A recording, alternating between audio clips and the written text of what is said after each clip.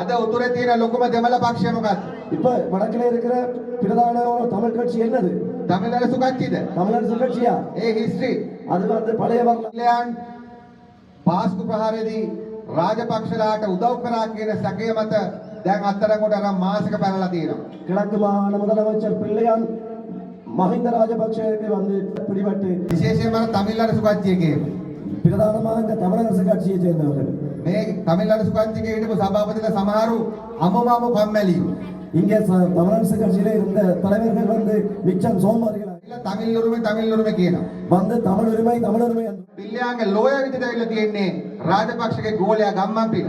இப்போது வந்து பிள்ளையார் இந்த வழக்கறிஞரா வந்திருக்காரு ராஜபக்ஷ இந்த கோலியா கம்பன் வில පරණ හොරු ඔක්කොම එකතු වෙනවා එහි.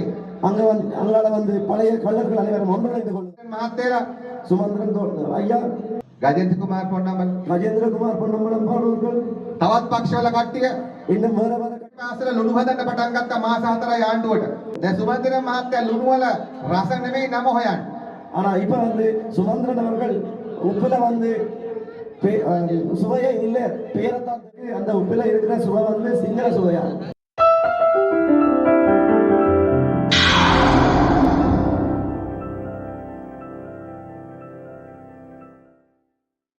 ඔබතුමාලා දන්නවා ලංකාවේ හිටපු හුඟක් නායකයෝ අපේ රටේ ධනය හොරකම් කරා නාස්ති කළා.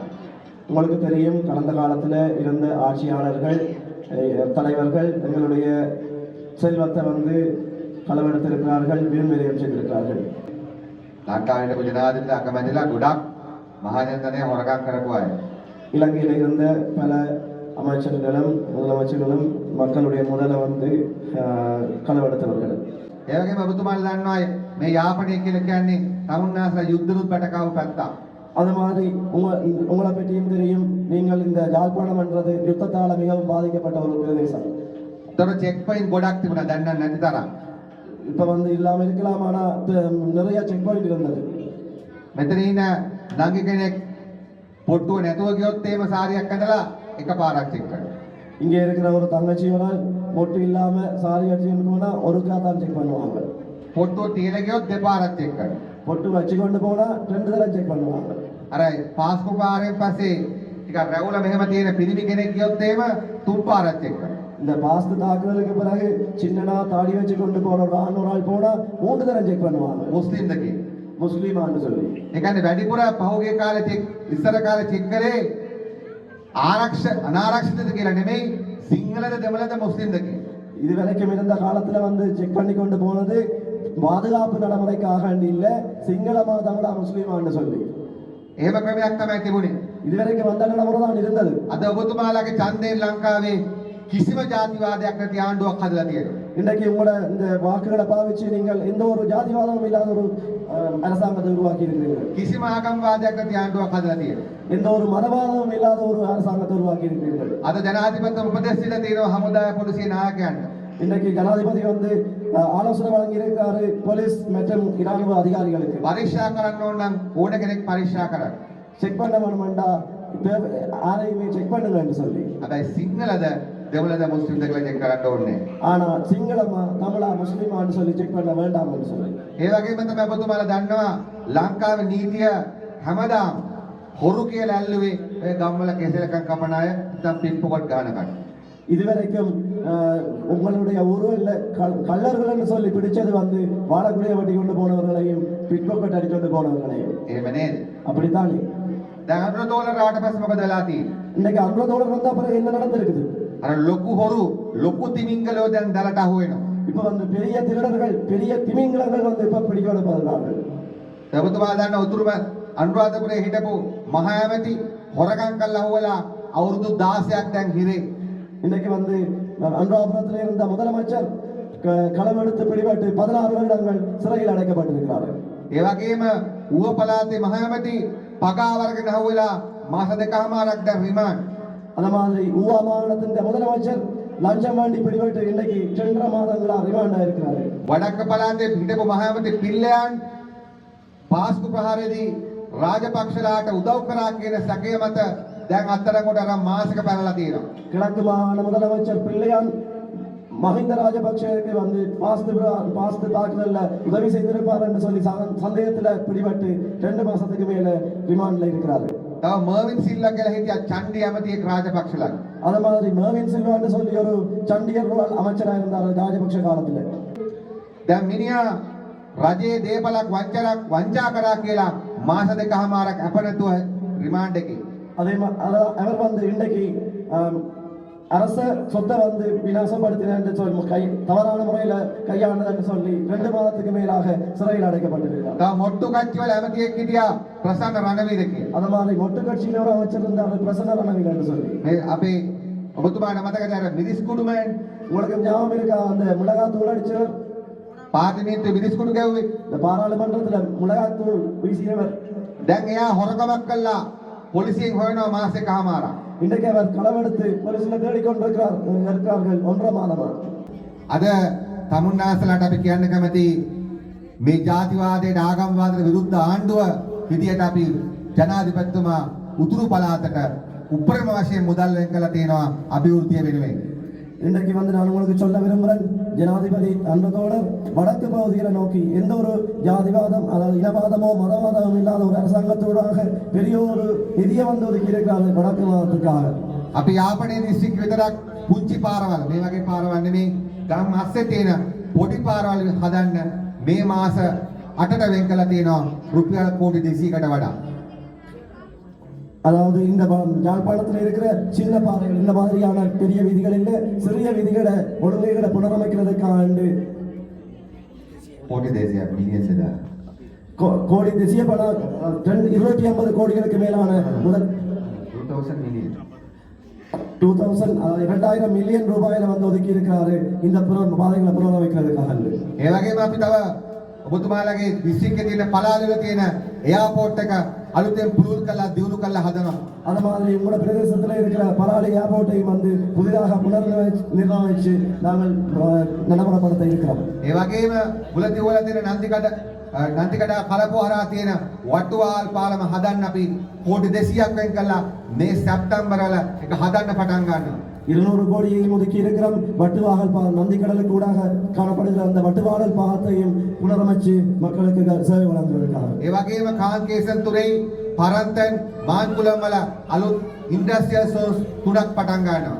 அந்த மாதிரி பரந்தன் காங்கேசந்துறை மாங்குளத்தில் வந்து 3 கைத்தொழில் போட்டிகள் இண்டஸ்ட்ரியல் சோன் வந்து ஆரம்பிக்கப்படுது.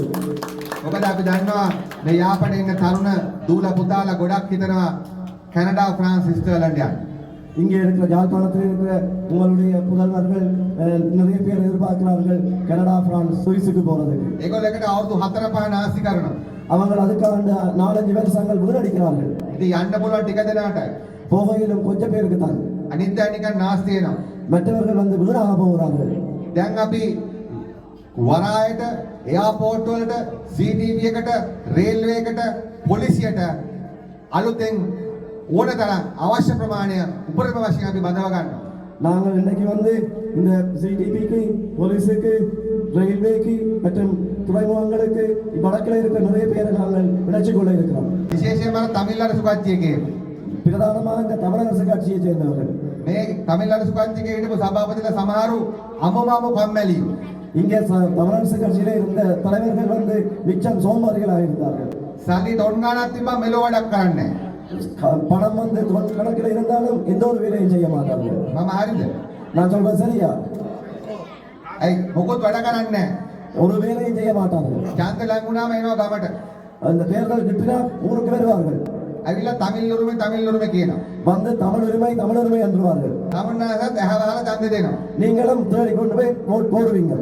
ඒගොල්ලෝ ආයි ගිල්ලේමම ඉන්නවා. அதுக்கப்புறம் அவர்கள் போயிடுவார்கள். අර මාන සභේ මාමතුමා හිටියා නේද? இந்த மாநகர சபை முதலமைச்சர் வந்தார் தானே විග්නේශ්වරන් ඇමතුමා விக்னேஸ்வரன் அமைச்சர் අවුරුදු 5ක් ඇමතිකම් කළා. 5 வருஷம் அமைச்சர் பதவியில் இருந்தாரு. වැඩ කළාද? ஏதாவது வேலை செஞ்சாரா? මිනිස් වැඩ කළේ නෑ ඉල්ලේ. வேலை செஞ்சாரா? வேலை செய்யல தானே නේද? ආණ්ඩුවට බනබන එහෙම ගියා.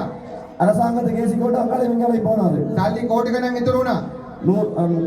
கோடிக்கணக்கில் வந்து காசு மிச்சமாகிறது. பொன்பள்ளியில படிப்பிக்கிற ஒரு ஆசிரியர் சம்பளம் எவ்வளவு? රුපියල් 6000යි. 6000 ඒ ගාන ඇහුවොත් වෙඩි කසාදයක්වත් බඳින්න හම්බෙන්නේ. அந்த 6000 பார்த்தா கல்யாணமும் கட்டி கொண்டிராது. சாரிයක්වත් ගන්න අමාරුයි නේද?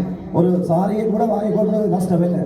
நாங்கள் ஜனவரி மாசத்திலிருந்து இந்த முன்முதலில படிப்பிக்கிற இந்த ஆசிரியர்களை தேசிய கல்வி கல்லூரியில் இணைச்சு அவர்களுக்கான ஒரு கல்வி திட்டத்தை நடைமுறைப்படுத்த இருக்கிறோம். අවුරුද්දක් දෙකක් ඒගොල්ලන්ට උගන්වනවා. அவங்களுக்கு 2 வருஷம் திட்டம்.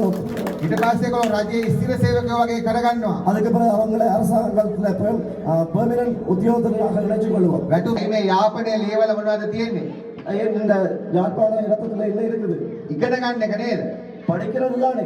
යුද්ධ කාලේ මේ යාපනයේ යුද්ධ තියෙන කාලේ யாழ்ப்பாணத்துல யுத்தம் இருந்த காலத்துல මට ඒක ආසිරිය කෙනෙක් කියලා තියෙනවා. எனக்கு ஒரு ஆசிரியர் சொல்லி இருக்கிறார். උඩින් ප්ලේන් එනකොට යුද්ධ කාලේ மேல மேல விமானம் விரைக்க யுத்த காலத்துல තාත්තා කියලා දුන්නේ කියලා තිබුණේ එකම එක දෙයයි කියලා. அப்பா தனக்கு சொல்லி தந்தது ஒன்றே ஒன்றுதான் என்று சொல்லி ස්කූල් බෑග් එක පිටේ දාගෙන හැංගෙන්න කියලා. ஸ்கூல் பேக்கை தோல்ல போட்டுக்கொண்டு ஒழிக்க சொல்லி. ඒ නිසා ඔබතුමාලගේ ලේවල තියෙන අධ්‍යාපනය. அதனால உங்களுடைய ரத்தத்துல இருக்கிறது கல்விதான். ඒකට අර පරණ හොරු බය වෙලා තියෙනවා. அதற்கு பழைய கள்ளர்கள் வந்து பயம் கொண்டிருக்கிறார்கள். ඒ නිසා පිල්ලයන් පාස්පෝර්ට් සම්බන්ධයක් කියලා අත්තල කොට ගත්තම රනිල් තමයි ඉස්සලම කෝල් කරන්නේ.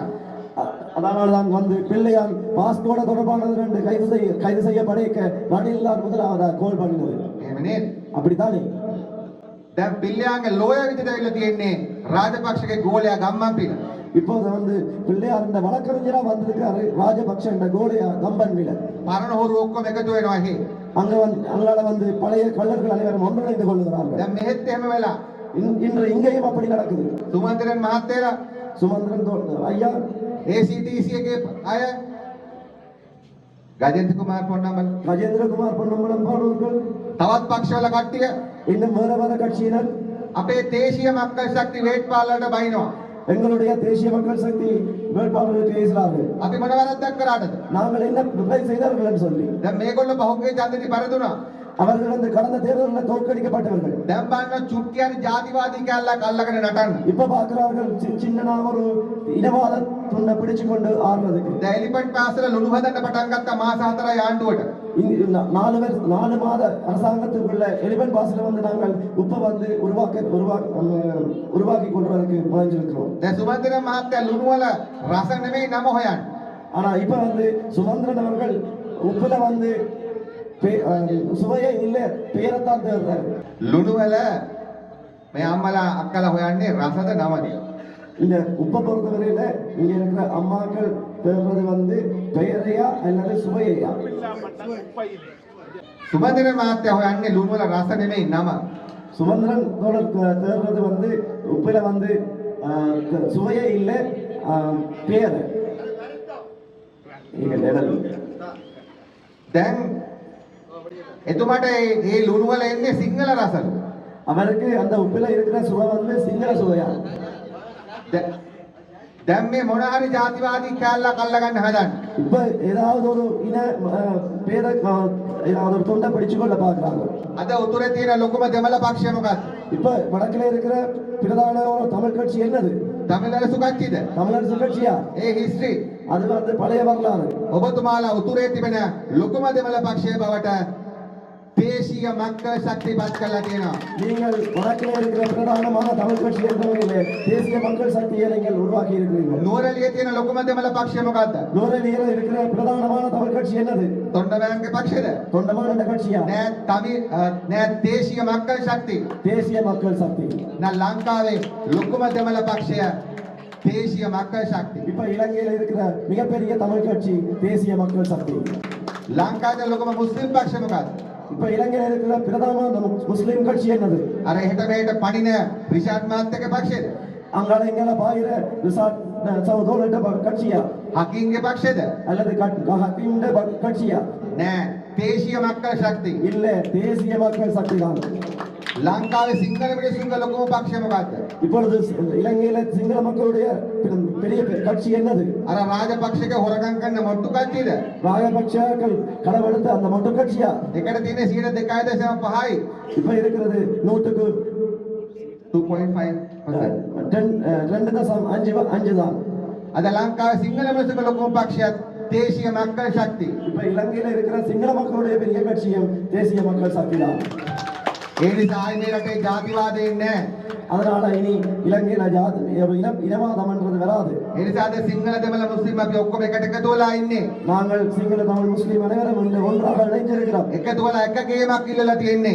இணைஞ்சு ஒரு கேமத்தை நாங்கள் கேட்டிருக்கிறோம். ඒක තමයි රාජපක්ෂලා වික්‍රමසිංහල වගේ රට කාපු හොරුන්ව ලංකාවේ පන්නන සටන අපි පටන් අරන් තියෙන්නේ. நாங்கள் இந்த இலங்கையை களவெடுத்த ராஜபக்ஷ போல கள்ளர்களை வந்து துரத்துவதற்கான நடவடிக்கை எடுத்திருக்கிறோம். ඒ වගේම ලංකාවේම ඉන්න ජාතිවාදීන් පරාජයට පත් කරන ඡන්ද තමයි මේ 6 වෙනිදා තියෙන්නේ. அது மாதிரி இந்த இலங்கையில இருக்கிற இந்த கள்ளர்களை வந்து தோற்கடிக்கிறதுக்கான ஒரு தேர்தல் வந்து இந்த 6ஆம் தேதி நடக்க இருக்கிறது. ඒ නිසා අපි ඔබතුමාට වගකීමක් කියනවා ආයි නැවත වතාවක් ලංකාවේ යුද්ධෙ ඉන්නෙත් නැහැ ජාතිවාදෙ ඉන්නෙත් නැහැ. அதனால அவங்களுக்கு நாங்கள் உறுதியா சொல்றது இந்த இலங்கையில யுத்தம் வரப்போறது இல்லை, அது மாதிரி இனவாதம் வரப்போறது.